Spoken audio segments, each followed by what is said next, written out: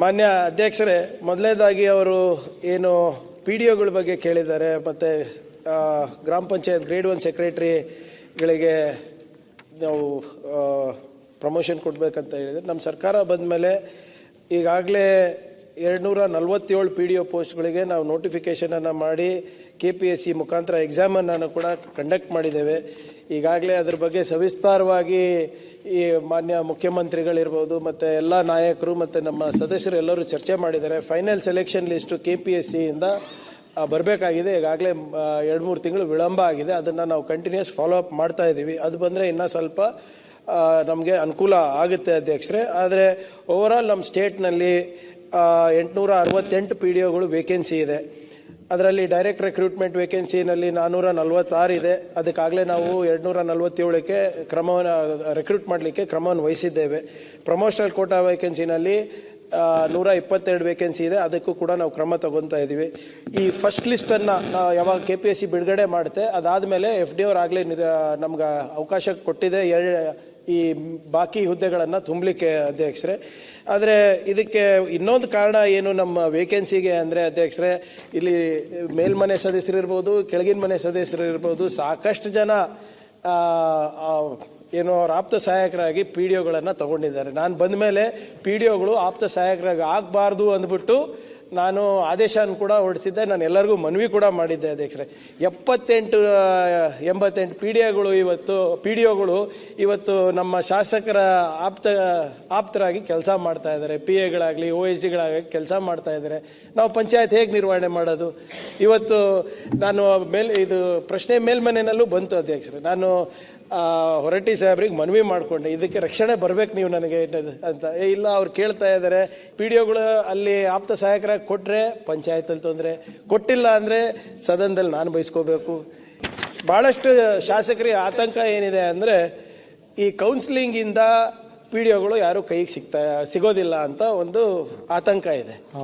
ಈಗಲೂ ಎಲ್ಲಿ ಸಿಗ್ತಾರೆ? ಈಗಲೂ ಕೂಡ PDOಗಳು ನಮ್ಗಿಂತ ಪವರ್ಫುಲ್ ಇದಾರೆ. ಹೌದಾ ಇಲ್ಲ ಹೇಳ್ರಿ ನೀವು? ಇಲ್ಲ. ಹೌದಾ ಇಲ್ಲ ಅಧ್ಯಕ್ಷರೇ? ಕೌನ್ಸಿಲಿಂಗ್ ಯಾಕೆ ತರ್ತಾ ಇದೀವಿ ಅಂದ್ರೆ, ನಾನು ಒಂದು ಸ್ಟಡಿ ಮಾಡಿಸಿದೆ ಅಧ್ಯಕ್ಷರೇ. ನಮ್ಮಲ್ಲಿರುವಂತ ಕೆಲವು PDOಗಳು almost, if I am not mistaken, ನನಗೆ ನೆನಪಿರೋ ಹಾಗೆ 300-400 PDOಗಳು 10 ವರ್ಷಕ್ಕಿಂತ ಮೇಲೆ ಒಂದೇ ಪಂಚಾಯತ್ನಲ್ಲಿದ್ದಾರೆ. ಇನ್ನ ಒಂದು 400-500 ಜನ 8 ವರ್ಷಕ್ಕಿಂತ ಹೆಚ್ಚು ಅಲ್ಲೇ ಇದ್ದಾರೆ. ಹೀಗೆ ನೀವು ನೋಡಿದ್ರೆ 5 ವರ್ಷಕ್ಕಿಂತ ಹೆಚ್ಚು ಎಲ್ಲಿ ಒಂದೇ ಸ್ಥಳದಲ್ಲಿ ಇದ್ದಾರೆ, ಮೋರ್ ದನ್ 70%. ಟ್ರಾನ್ಸ್ಫರ್ ತಗೊಂಡ್ರೆ ನಮ್ಮ ಬಾದಾಮಿ MLA ಅವರು ಚಿಮ್ಮನಕಟ್ಟಿ ಅವರು, ಜೂನಿಯರ್ ಚಿಮ್ಮನಕಟ್ಟಿ ಅವರು ನನಗೊಂದು ದಾಖಲೆ ಕೊಟ್ಟರು. ಒಂದು PDO ಎವ್ರಿ 5 years ಚೇಂಜ್ ಆಗ್ಲತ್ತಾರ. ಇಬ್ರೇ 1 ಕಿಲೋಮೀಟರ್ ಡಿಫ್ರೆನ್ಸ್ ಅಷ್ಟೇ, ಅಲ್ಲಿಂದ ಇಲ್ಲಿ ಇಲ್ಲಿಂದ ಅಲ್ಲಿ. ಸೊ ಇದೆಲ್ಲನೂ ಕೂಡ ಒಂದು ವೈಜ್ಞಾನಿಕವಾಗಿ ಮಾಡ್ತಾ ಇರೋದು ಅಧ್ಯಕ್ಷರೇ. ಆಮೇಲೆ ಈಗ ಟ್ರಾನ್ಸ್ಫರ್ಸ್ ಬಗ್ಗೆ ಕೇಳಿದ್ರಿ ತಾವು. ಹಿಂದಿನ ಸರ್ಕಾರದಲ್ಲಿ PDOಗಳನ್ನ ಮೇಲ್ದರ್ಜೆ ಮಾಡಿ ಅವರಿಗೆ ಸ್ಟೇಟ್ ಕೇಡರ್ ಅಂತ ಮಾಡಿದ್ದೀರಾ. ಸ್ಟೇಟ್ ಕೇಡರ್ ಮಾಡಿದ ತಕ್ಷಣ they are not district cadre officers where ನಮ್ಮ ವಿಮ್ಸ್ ಅಂಡ್ ಫ್ಯಾನ್ಸೀಸ್ ಪ್ರಕಾರ ನಾವು ಇದು ಮಾಡಬೇಕು. ಸರ್ಕಾರ ಹತ್ರನೇ ಬರ್ಬೋದು. ಈಗ ಎಕ್ಸಾಂಪಲ್ ನಿಮ್ಮ PSI ಇರ್ಬೋದು, ಬೇರೆ ಬೇರೆ ಹುದ್ದೆಗಳು ಇರ್ಬೋದು, ಯಾವುದು ಸ್ಟೇಟ್ ಕೇಡರ್ಗಳಿರ್ತವೆ, ಹೆಡ್ ಆಫ್ ಡಿಪಾರ್ಟ್ಮೆಂಟ್ ತನಕನೇ ಬರಬೇಕಾಗ್ತದೆ. ಅದು ಅವರು ಸ್ಟೇಟ್ ಕೇಡರ್ ಇರೋದ್ರಿಂದ ಅವರಿಗೆ ಟ್ರಾನ್ಸ್ಫರ್ ಮಾಡೋಕೆ ಆಗ್ತಾ ಇಲ್ಲ. ಡೆಪ್ಯುಟೇಷನ್ ಮಾಡೋ ಅಧಿಕಾರ CEOಗೂ ಕೂಡ ಇಲ್ಲ. ಅದಕ್ಕೆ ಕೌನ್ಸಿಲಿಂಗ್ ಮುಖಾಂತರ ನಾವು ತಂದು ಅವ್ರ ಜೊತೆನೂ ಚರ್ಚೆ ಮಾಡಿದ್ದೀನಿ. PDOಗಳಿಗೆ ತೊಂದರೆ ಆಗ್ಬೇಕಂತ ನಾವೇನು ಮಾಡ್ತಾ ಇಲ್ಲ. ಅಸೋಸಿಯೇಷನ್ಗಳ ಹತ್ರ ಚರ್ಚೆ ಮಾಡಿ ಕೌನ್ಸಿಲಿಂಗ್ ಮುಖಾಂತರ ಮಾಡಬೇಕು, ಪಾರದರ್ಶಕವಾಗಿ ಆಗಬೇಕು. ಮತ್ತೆ ತಾವೇನು ಹೇಳ್ತಾ ಇದ್ರೆ, ಏನಾದರೂ ಭ್ರಷ್ಟಾಚಾರ ಇದ್ರೆ, ಏನಾದರೂ ಡ್ಯೂಟಿನಲ್ಲಿ ನಿರ್ಲಕ್ಷ್ಯ ಇದ್ರೆ, ಅಥವಾ ದುರ್ವರ್ತನೆ ಇದ್ರೆ, ಅಥವಾ ಬೇರೆ ಬೇರೆ ಕಾರಣಗಳಿದ್ರೆ ಅವರಿಗೆ ಸಸ್ಪೆಂಡ್ ಮಾಡೋ ಅಧಿಕಾರ ಇರ್ಬೋದು, ಡೆಪ್ಯುಟೇಷನ್ ಮಾಡೋ ಅಧಿಕಾರ ಇರ್ಬೋದು, ಅಥವಾ ಟ್ರಾನ್ಸ್ಫರ್ ಮಾಡೋ ಅಧಿಕಾರ ಇರ್ಬೋದು. ಕೌನ್ಸಿಲಿಂಗ್ ಆಗಬೇಕು ಅಂತಿಲ್ಲ, ಅದು ಸರ್ಕಾರ ಆ ಜವಾಬ್ದಾರಿನ ತಗೊಂಡಿದೆ ಅಧ್ಯಕ್ಷರೇ.